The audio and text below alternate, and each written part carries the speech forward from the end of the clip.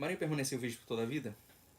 Nós vemos que esse assunto é um assunto que divide católicos e protestantes. Ou será que é isso mesmo? Na realidade, quando nós estudamos escritos dos reformadores protestantes, por exemplo, reformadores luteranos, reformados, puritanos, nós vemos uma afirmação de que Maria permaneceu virgem por toda a vida. Lutero, Zwinglio, Calvino afirmaram a virgindade perpétua de Maria.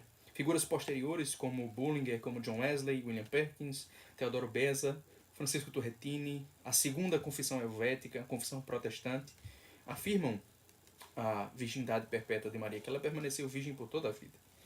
Entre os reformadores e teólogos anglicanos, figuras como Thomas Cranmer, Hugh Latimer, como John Jewell, como Lancelot Andrewes, Jeremy Taylor, Bispo Ussher, um número sem fim de reformadores e teólogos anglicanos afirmaram que Maria permaneceu virgem por toda a vida. Não apenas afirmaram que acreditavam nisso, mas afirmaram que isso é uma doutrina apostólica, que isso é uma tradição apostólica e que é afirmada por todos os cristãos, ou deve ser afirmada por todos os cristãos. Isso vem desde os pais da igreja, que afirmavam também a virgindade perpétua de Maria. Esses teólogos anglicanos, por exemplo, liam textos como Ezequiel 44:2 e viam uma profecia aí da virgindade perpétua de Maria.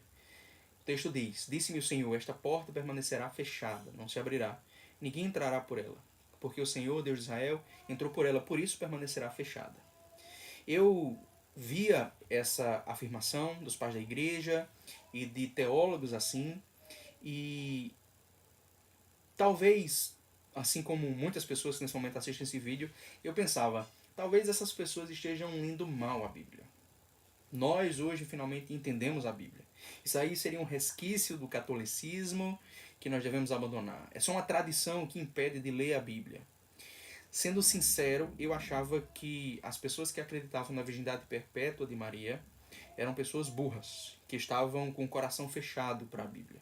Eu pensava assim, até que eu decidi ler a Bíblia nessa questão e abrir o coração e ver o que, é que a Bíblia ensina sobre isso, a esse respeito. Eu descobri que o que eu pensava que a respeito da Bíblia, o que eu pensava que a Bíblia provava sobre a Maria ter filhos ou perder a virgindade, na verdade, eu estava lendo mal a Bíblia, eu estava interpretando mal a Bíblia.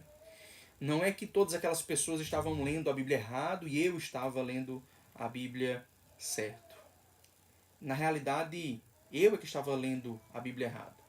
Eles estavam lendo a Bíblia de uma maneira muito mais cuidadosa que eu. Prestaram atenção em coisas que eu não estava prestando atenção. E essas pessoas me ajudaram a ver coisas na Bíblia que eu não tinha visto antes. Mesmo já tendo estudado bastante teologia, já tendo lido a Bíblia diversas vezes. Na realidade, eles estavam vendo coisas que eu não estava vendo ou não queria ver na realidade. Então eu vou compartilhar aqui com vocês algumas dessas coisas. Em primeiro lugar, nós precisamos de um anteparo. A Bíblia não diz que Maria teve filhos. E a Bíblia não diz que ela perdeu a virgindade. Esse é um anteparo. A Bíblia fala de Maria, por exemplo, como mãe de Jesus, em Atos 1,14, ou como mãe do Senhor, em Lucas 1,43. Mas ela nunca diz que Maria é mãe de Jesus e outras pessoas. Ela nunca coloca Maria como mãe no sentido biológico de outras pessoas. Então, quando a Bíblia apresenta Maria como mãe, é como mãe de Jesus. Ponto. Isso não é um argumento. Eu não estou dizendo que, como a Bíblia não diz que Maria teve filhos, logo ela não teve filhos. Como a Bíblia não diz que Maria perdeu a virgindade, logo ela não perdeu. Eu não estou argumentando a partir do silêncio. Isso não é um argumento. Eu estou apenas colocando a situação. Por que eu estou colocando essa situação? Porque isso significa que se alguém acha que a Bíblia ensina que Maria perdeu a virgindade ou teve filhos, essa pessoa está deduzindo isso de alguma coisa, de algum lugar da Bíblia. Mas não do ensinamento claro da Bíblia. Então esse é um primeiro anteparo. A Bíblia não diz que Maria teve filhos, não diz que ela perdeu a virgindade. Então, em segundo lugar, não é absurdo ser virgem. Jesus, provavelmente também Paulo, João Batista, Jeremias, outros personagens da Bíblia permaneceram virgens. Então não é absurdo, não é absurda a virgindade. Claro que o caso de Maria é particular, mas a virgindade em si não é uma coisa absurda no contexto bíblico. O próprio Paulo ensina o valor da virgindade. Então, alguns textos bíblicos nós podemos compartilhar aqui, alguns textos eu quero compartilhar com você. Um texto que eu aprendi a ler melhor foi o texto do Evangelho de Lucas, no capítulo sobre a Anunciação, o momento em que o anjo Gabriel anuncia a Virgem Maria que ela seria mãe de Jesus. O trecho aqui que eu vou ler é particularmente Lucas 1, 26 em diante.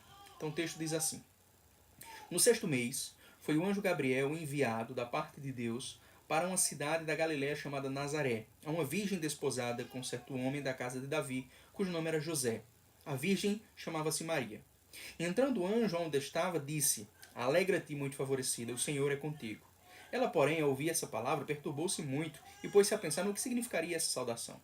Mas o anjo lhe disse: Maria, não temas, porque achaste graça diante de Deus. Eis que conceberás e darás à luz um filho, a quem chamarás pelo nome de Jesus. Este será grande e será chamado Filho do Altíssimo. Deus, o Senhor, lhe dará o trono de Davi, seu pai. Ele reinará para sempre sobre a casa de Jacó, e o seu reinado não terá fim. Então disse Maria ao anjo: Como será isto, pois não tenho relação com homem algum? Respondeu-lhe o anjo: Descerá sobre ti o Espírito Santo, e o poder do Altíssimo te envolverá com sua sombra. Por isso, também o ente santo que há de nascer será chamado Filho de Deus. Pois bem, o anjo Gabriel aparece para Maria e ele traz para ela uma mensagem. Você vai ficar grávida, você vai ter um filho, ele vai se chamar Jesus, Filho de Deus, ele vai reinar eternamente. Essa foi a mensagem, em resumo. E Maria fica surpresa ao ouvir isso. Ela se pergunta: como será isso? Então vamos levantar aqui uma hipótese. Vamos imaginar que Maria era virgem apenas antes do casamento.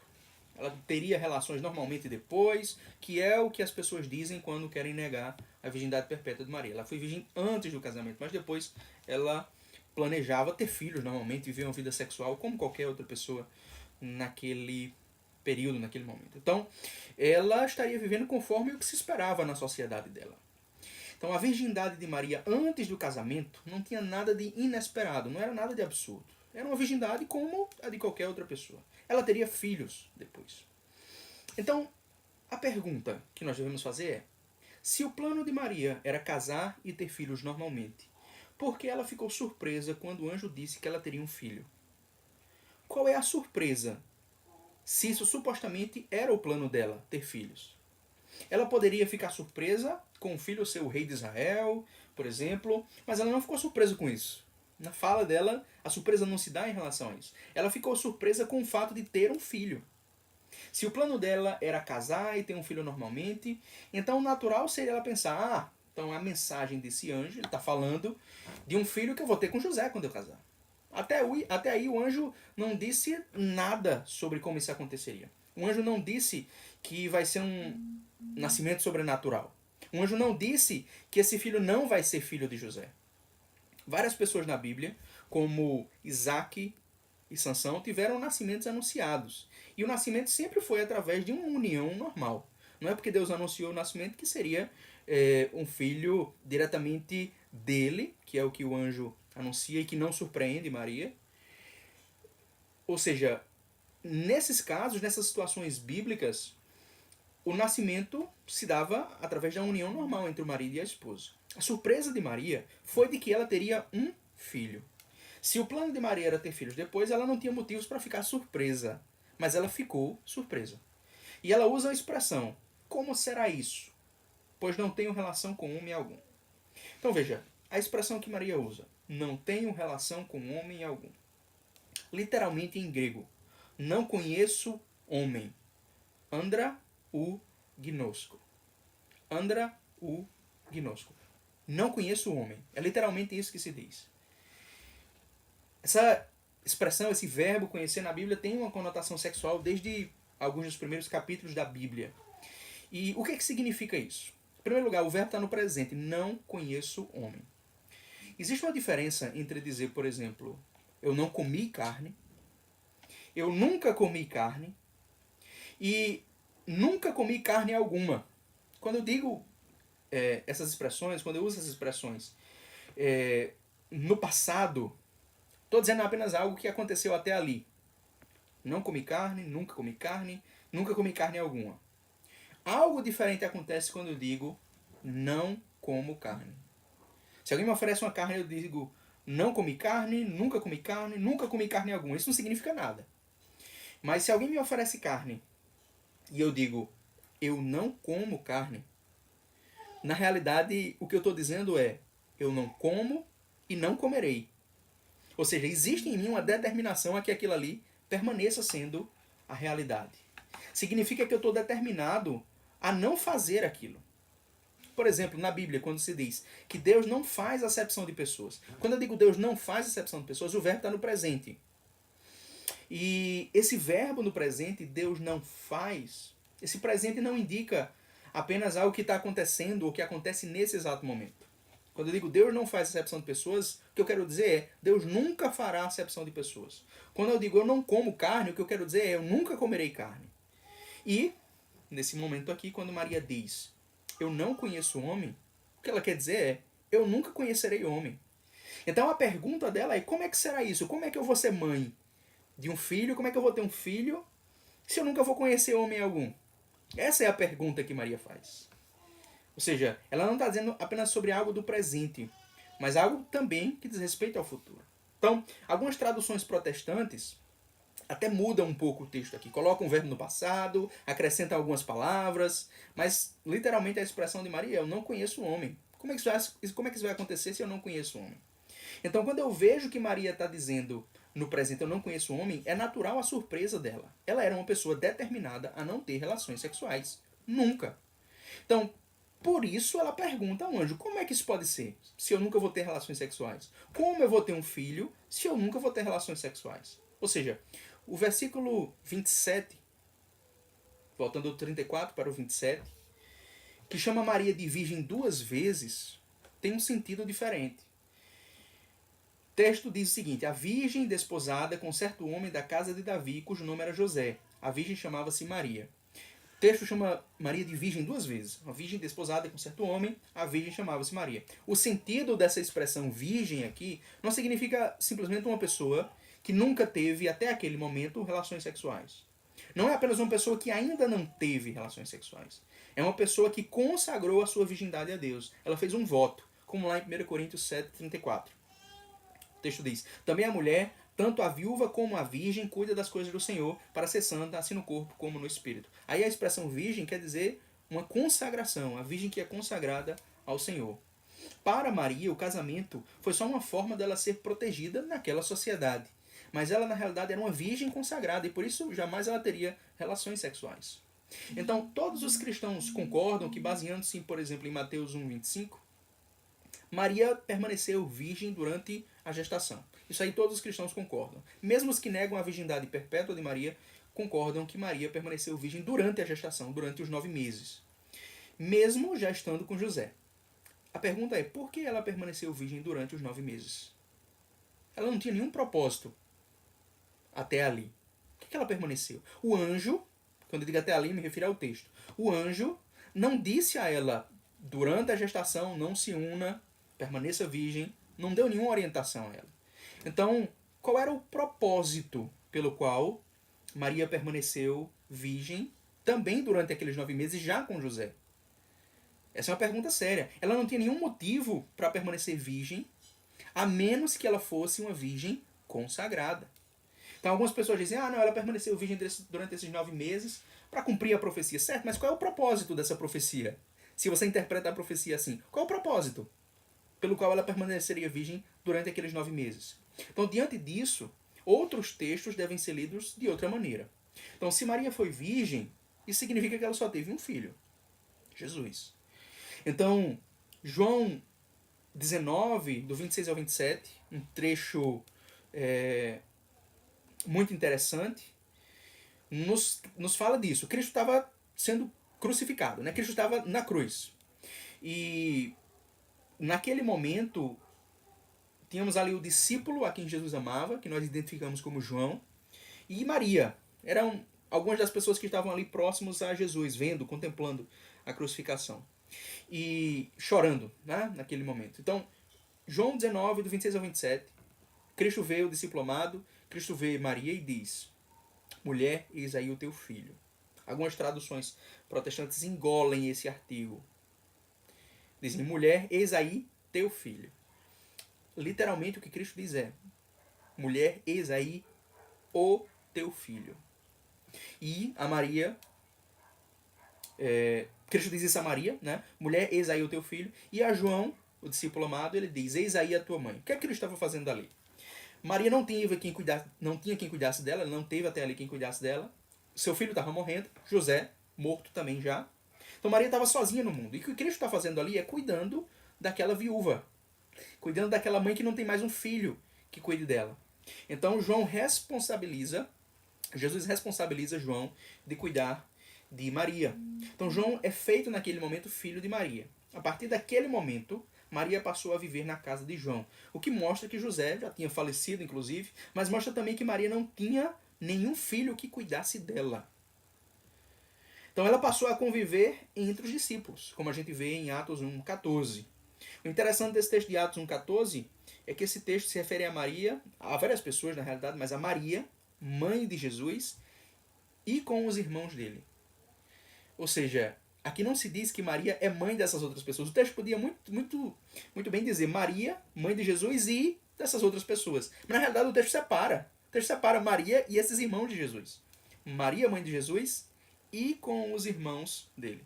Então essas pessoas, os discípulos, os apóstolos, estavam com Maria e estavam com os irmãos dele. Então, por que o texto aqui não coloca Maria como mãe dessas pessoas também? Então, na realidade, o Evangelho de João, quando diz mulher, eis aí o teu filho, quer dizer que Jesus era o único filho de Maria naquele momento. Então, pelo contexto, esse é o único sentido que nós podemos dar. Nós podemos até isolar uma coisa da outra. Mas quando Cristo diz, mulher, eis aí o teu filho, e no mesmo contexto, o Evangelho nos ensina que naquele momento Jesus responsabiliza João de cuidar de Maria. O sentido natural do texto é que Maria só tinha, naquele momento, um filho. Ele era o filho de Maria. Em Marcos 6,3, um texto que reaparece nos outros evangelhos, em Mateus 13, 54, 56, Lucas 4, 22, João 6, 42, pessoas se surpreendem com a doutrina e os milagres de Jesus. Então, o texto diz, não é este o carpinteiro, filho de Maria, irmão de Tiago, José e Judas e Simão? As suas irmãs não vivem aqui entre nós? E escandalizavam-se por causa dele. Então, eu lia esse texto, que é muito repetido quando o assunto é a virgindade perpétua de Maria. Eu li esse texto assim, esses irmãos aqui de Jesus, essas pessoas, Tiago, José, Judas, Simão, são filhos de Maria. Eles são irmãos de Jesus, está no contexto ali da família. O pai dele é José, a mãe é Maria, os irmãos dele. Consequentemente, esses irmãos são quem? São filhos de Maria, se são irmãos de Jesus. Então eu li esse texto dessa maneira. Agora, em primeiro lugar, o texto tem algo aqui interessante. O texto diz, o filho de Maria. Novamente, algumas traduções protestantes engolem o artigo aí. Jesus é chamado, nessas traduções, de filho de Maria. Como se houvesse outros. Mas o texto grego diz o filho de Maria. Então, esse artigo definido aparece aí, mais uma vez, de maneira extremamente relevante. Os vários evangelhos dizem coisas nesse mesmo sentido. Jesus é chamado de o filho do carpinteiro, o filho de Maria, o filho de José. Então, nesses três casos, com o artigo definido, sempre indicando que Jesus é filho único de José e de Maria. Claro, aquelas pessoas não sabiam que Jesus não era filho biológico de José e por isso chamam ele de o filho de José. Então, longe de anular a virgindade de Maria, na verdade esses textos corroboram com a virgindade de Maria. Quer dizer que Maria só teve um filho. Então, quem eram na realidade esses irmãos do Senhor? Essa é a questão. Se Jesus era filho único, quem eram essas pessoas? Existe uma tradição, no século II, de que esses filhos de José eram filhos de um casamento anterior. Ou seja, eles não eram filhos de Maria, mas filhos apenas de José e, portanto, meio-irmãos de Jesus, por Jesus ser como que filho adotivo de José. Então, eles eram filhos de José de um casamento anterior. Mas Jesus é chamado de o filho de José na Bíblia. Então essa possibilidade, na minha opinião, é mais improvável, que eles fossem filhos de José de um casamento anterior. Na realidade, tudo se desvela, a gente descobre quem são esses irmãos do Senhor quando a gente descobre quem é Tiago, irmão do Senhor. Dentre esses irmãos do Senhor, ele é aquele que é mais mencionado na Bíblia. Então, quem é Tiago, irmão do Senhor? Na Bíblia, esse Tiago, irmão do Senhor, quando a gente coleta todas as informações que nós temos sobre ele e coloca em comparação com outros Tiagos, a gente descobre que na realidade esse Tiago, irmão do Senhor, era Tiago, filho de Alfeu, um dos apóstolos de Jesus. E esse Tiago, filho de Alfeu, tinha ao menos 2 irmãos, chamados José e Judas. Aquela mesma lista que aparece em Marcos 6,3, como irmãos do Senhor.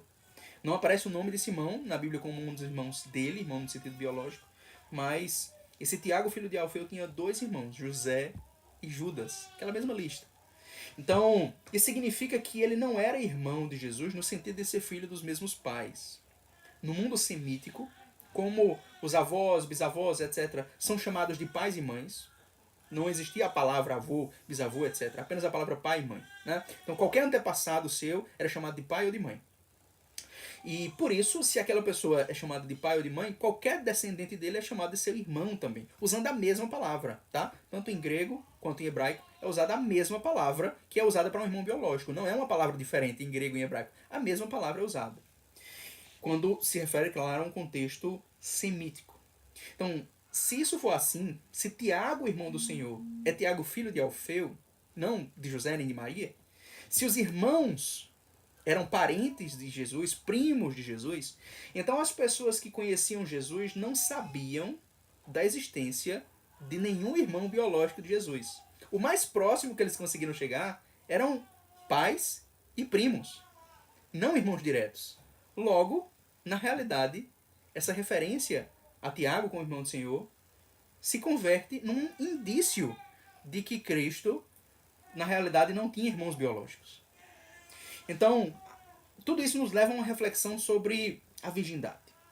Em 1 Coríntios 7, nós temos 2 opções que Paulo coloca diante dos cristãos. A primeira opção, casar e não passar muito tempo sem se unir. Então, Paulo imagina um casamento onde a vida sexual é ativa. Essa é a primeira opção. A segunda opção é a virgindade. Essa é a segunda opção que Paulo coloca. Então, quando a gente olha a situação de José e Maria, algumas pessoas naturalmente jogam José e Maria na primeira opção. Eles eram casados, então tiveram uma vida sexual normal, como qualquer pessoa saudável daquele período e tal, enfim. Mas nós já concordamos, com base em Mateus 1,25, que José e Maria passaram ao menos 9 meses sem se unir sexualmente. É muito tempo. Então, na realidade, não é tão fácil colocar José e Maria nessa primeira categoria como pessoas casadas que tiveram uma vida sexual ativa. Isso mostra que a opção que Maria seguiu, na realidade, foi a segunda opção, a virgindade. Eles não consumaram fisicamente o seu matrimônio. Então, diante disso, as pessoas levantam vários tipos de objeções. E essas objeções se baseiam mais numa ignorância da linguagem bíblica do que propriamente numa doutrina ou no ensinamento bíblico. Um exemplo. O texto que nós já mencionamos, Mateus 1,25, diz que José não conheceu Maria até que ela deu à luz. Então as pessoas deduzem daí, se José não conheceu Maria, quer dizer, se ele não teve relações sexuais com Maria até que ela deu à luz, consequentemente, logo, a conheceu depois. As pessoas fazem essa dedução. O texto não diz que isso aconteceu, mas as pessoas fazem essa dedução. Mas essa é uma lógica nossa. É importante saber disso. Isso é uma conclusão, uma lógica que nós estamos seguindo. E que nós não podemos simplesmente daí presumir que os autores bíblicos concordariam com essa lógica. Em vários momentos eles não concordam com a lógica que nós seguimos, com a forma como nós raciocinamos ou tiramos conclusões a partir de textos. Então, a Bíblia está recheada de casos em que essa lógica não é seguida. Casos que são, na verdade, conhecidos de nós. A palavra de Deus diz, ser fiel até a morte e dar-te-ei a coroa da vida. Apocalipse 2,10. Quando a Bíblia diz ser fiel até a morte, isso significa que após a morte eu devo ser infiel, ou posso ser infiel a Deus? Não é esse o sentido. Quando você diz ser fiel até a morte, é que existe um propósito ali, uma direção. Mas não quer dizer que depois vai ser diferente. Quer dizer que depois eu vou ser infiel. Quando a Bíblia diz que Cristo reinará até derrotar os seus inimigos, em 1 Coríntios 15,25, isso quer dizer que em seguida Cristo vai deixar de reinar? Ele vai entregar o reino ao Pai, sim. Mas ele não vai deixar de reinar, ele vai reinar eternamente, como a gente leu em Lucas 1. Então, essas referências bíblicas sobre algo acontecer ou dever acontecer até que tal coisa se dê, até tal momento, na Bíblia essas coisas não indicam que em seguida vai acontecer de maneira diferente. Na realidade, em vários casos, não vai acontecer diferente. E é importante que não aconteça de maneira diferente. Então, aí Mateus apenas confirma que a união sexual deles não aconteceu naquele período. E isso com uma finalidade, que é o nascimento de Jesus. Talvez, inclusive, Mateus nem soubesse como as coisas se sucederam depois. mas ele não diz nada sobre o que aconteceu depois. É uma dedução inválida da linguagem bíblica. Seria uma lógica nossa imposta ao texto, e não o que o texto bíblico ensina. Outro texto, outro exemplo, quando a Bíblia chama quando a Bíblia chama Jesus de primogênito de Maria. Quando Jesus é chamado de primogênito de Maria, a conclusão que as pessoas tiram é: se Jesus é o primogênito, logo Maria teve outros filhos. Porque o primogênito é o primeiro dentre os irmãos. Essa é a lógica que é seguida. Mas isso na nossa linguagem, não na linguagem da Bíblia. Na Bíblia, o primogênito é primogênito mesmo sem irmãos. A gente não pode separar primogênito é uma coisa, unigênito é outra. Na Bíblia, mesmo sem irmãos, aquele que nasceu é chamado de primogênito. Então, a lei de Moisés, por exemplo, determina em Êxodo 13 que o primogênito seja consagrado ao Senhor. Isso é algo que a lei determina. Veja, se o primogênito deve ser consagrado ao Senhor, acabou de nascer a criança, ela é consagrada ao Senhor, que irmãos aquela criança tem? Nenhum. Ele é primogênito sem irmãos. Não nasceu ainda nenhum irmão. E você pode presumir, mas depois vai nascer irmãos. Mas você não sabe. Você não sabe se os pais vão morrer, você não sabe o que vai acontecer. Né? Então você não sabe se aquela criança vai realmente ter irmãos depois. Então, se a criança acabou de nascer e não tem irmãos, ninguém sabe se ele vai ser, no futuro, o primeiro de muitos irmãos. Então, na Bíblia, primogênito não significa o primeiro de muitos irmãos. Necessariamente. Na Bíblia, primogênito significa o primeiro filho. Mesmo que esse primeiro filho seja o primeiro e único. Então, dessa expressão primogênito não se pode presumir que há, ou que houve, ou que haveria outros irmãos. Na Bíblia, primogênito não significa necessariamente isso. Jesus era o primeiro e único filho de Maria. Então, diante disso, a questão que nós devemos fazer é: o que fazemos com isso? Né? Agora sabemos que Maria permaneceu virgem, o que fazemos com isso? Que relevância isso tem para nós? Que relevância? Então, quando nós afirmamos com base na Bíblia que Maria é mãe de Deus, nós dizemos algo principalmente sobre Jesus. Quando eu digo que Maria é mãe de Deus, o que eu estou dizendo é que Jesus é Deus. Estamos dizendo algo sobre Jesus, principalmente. Claro, a afirmação é acerca de Maria, mas principalmente aquilo se diz sobre Jesus. É nesse contexto, inclusive, que surgiu esse questionamento. E a importância dessa expressão. Então, claro que isso traz uma honra para Maria, ser mãe de Deus. É óbvio que isso traz uma honra para ela. Mas é uma afirmação que diz respeito principalmente a Jesus. Não é que Maria é deusa, é que Jesus é Deus. Mas quando nós dizemos que Maria permaneceu virgem, nós estamos dizendo algo primeiramente sobre Maria. Sobre o tipo de consagração que ela fez às coisas do Senhor. Ao plano do Senhor. De como ela entregou sua vida em adoração a Deus. De como ela abriu mão dos prazeres que ela poderia ter. Que não eram pecado. Ela ocupa, por isso, um lugar simbólico muito maior no cristianismo. A Escritura e a mentalidade bíblica nos ensina a honrarmos as pessoas, os personagens bíblicos, pelo tipo de consagração que eles fizeram ao Senhor. Veja, quando nós vemos lá em Marcos 14, por exemplo, a mulher que ungiu Jesus, que nós podemos identificar como Maria de Betânia, mas em Marcos 14 não é dado o nome dela, no Evangelho de João sim. Cristo diz que onde o Evangelho fosse pregado, aquela mulher seria lembrada, ela seria honrada. Onde o Evangelho fosse pregado. Quer dizer, Cristo tornou aquela mulher parte da pregação do Evangelho, aquilo que ela fez. Cristo queria que aquilo que ela fez se tornasse exemplo para outras pessoas. Uma ação dela, ungir Jesus, uma ação. Imagine Maria que consagrou sua vida a Jesus, que disse sim ao plano de Deus e que permaneceu virgem. Então isso coloca uma honra muito especial, um reconhecimento muito especial. Então isso muda a maneira como nós vemos Maria. A virgindade de Maria, na realidade, era conveniente, adequada, apropriada ao plano de Deus para Jesus e para a própria Maria. Se Maria tivesse tido outros filhos, por exemplo, esses filhos seriam criados desde o começo como filhos inferiores. Porque para Maria como mãe seria impossível e até pecaminoso dar a Jesus e dar a outras pessoas a mesma honra. Porque Jesus é Deus. Ele deve ter o primeiro lugar.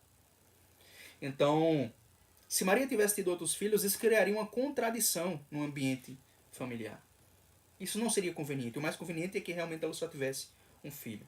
Maria não poderia ser obrigada a dar o amor principal a um dos seus filhos, que seria o próprio Deus, e dar uma importância menor aos demais. Isso bagunçaria, na realidade, aquela família. Então, diante de tudo isso, quando nós unimos a profecia de Ezequiel 44:2 e outras profecias, na realidade, sobre Maria como virgem de Sião, quando nós observamos, em segundo lugar, os 9 meses de virgindade de Maria, sem que isso fosse pedido pelo anjo, quando nós observamos a viuvez continuada de Maria após José, numa cultura em que o matrimônio para a viúva era possível, ela permaneceu viúva. Em quarto lugar, quando nós vemos a ausência de filhos de Maria que a pudessem socorrer, nenhum irmão do Senhor era filho de Maria. Quando nós vemos a surpresa de Maria na sua anunciação e as suas palavras, não conheço o homem.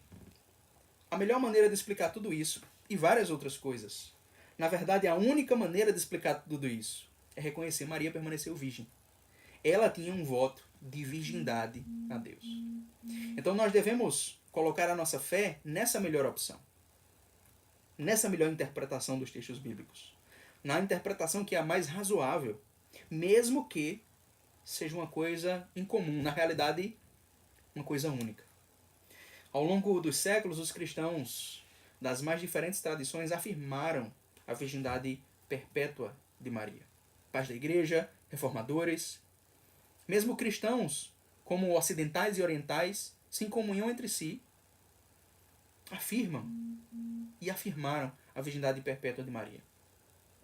Talvez, diante de tudo isso, contra todas as evidências e contra todas essas pessoas, nós possamos dizer, não, Maria permaneceu virgem. Todas essas pessoas erraram, nós é que somos mais inteligentes que a maioria dos cristãos, nós é que sabemos. Eu achava que eu era mais inteligente, mais sábio do que todos eles. E eu descobri que eu não sou.